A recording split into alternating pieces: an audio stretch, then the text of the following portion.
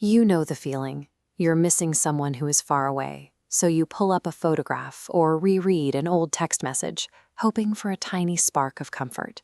For a fraction of a second, it works. But then, almost instantly, that warmth is swallowed by a heavy, sinking wave of isolation. Logic suggests that memory and imagination should bridge the gap. Keeping someone in your mind should make the distance feel smaller, yet the act often backfires.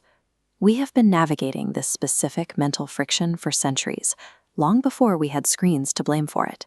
Stretching our minds across a distance doesn't actually bring the person closer.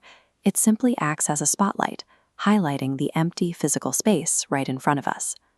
William Shakespeare tackled this exact problem in Sonnet 45, the second half of a two-poem sequence exploring vast distances.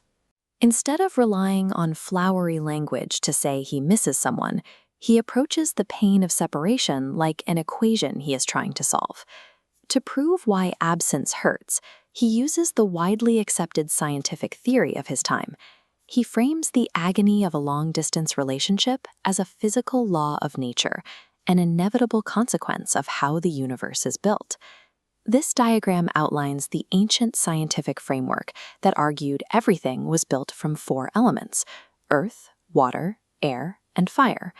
Scholars believed these elements built the human body, directly controlling our physical health, emotions, and even the soul. In the poem, Shakespeare splits his being into two factions. The first half consists of earth and water. These represent flesh and bone. They are dense and heavy, meaning they cannot move quickly, hopelessly anchored to wherever he stands. The second half of his identity consists of air and fire, which represent his active thoughts and passionate desires. Unlike the heavy elements of the body, air and fire are practically weightless, flashing across any distance in an instant. So, under this system, a person is a divided ecosystem.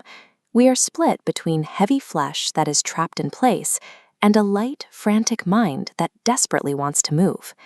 The central action of the sonnet begins the moment Shakespeare is separated from his beloved. His internal air and fire immediately volunteer to act as messengers. His thoughts and desires shoot out of him, leaving his physical body behind so they can travel to the person he loves. This sounds deeply romantic until you ask the obvious question: what is left behind when half of your elements abandon you? He is suddenly reduced to nothing but earth and water. All his spiritual vitality is gone, leaving him as a heavy, hollow shell. The very act of sending our thoughts away effectively hollows us out, leaving the body physically drained and glaringly aware of its isolation. The poem doesn't end in that hollowed-out state. Eventually, those elemental messengers return, bringing news that his beloved is safe and doing well. For a brief, shining second, all four elements are reunited. He feels completely whole and happy.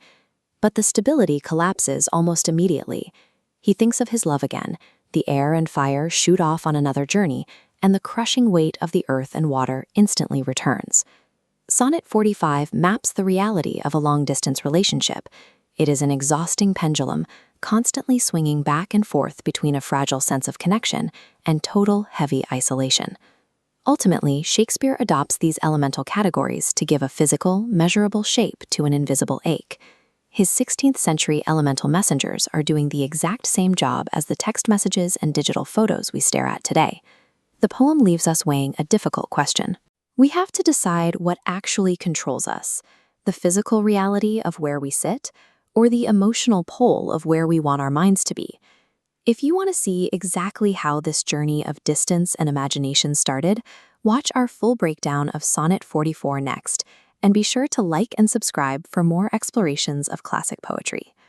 Love gives us the remarkable ability to send our thoughts anywhere in the world, but the cost of that mental travel is the heavy, undeniable silence left in the room beside us.